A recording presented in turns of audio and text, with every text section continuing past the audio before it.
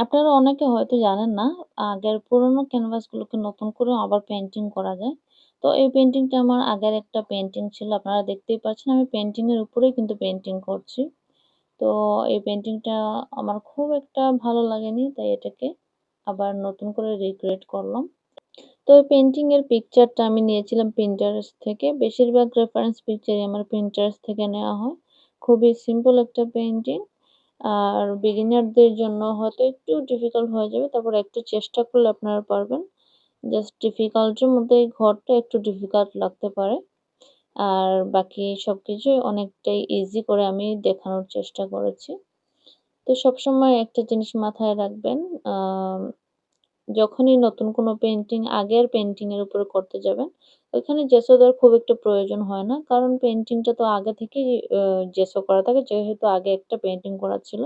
তো ওইটাতে অবশ্যই জেসো দেওয়াই ছিল। তো অনেকে আবার কি করে আগের পেইন্টিং এর উপরে যখন পেইন্টিং করতে চায় আবার নতুন করে জেসো দেয়। এটা দেওয়ার আসলে কোনো প্রয়োজনই নাই।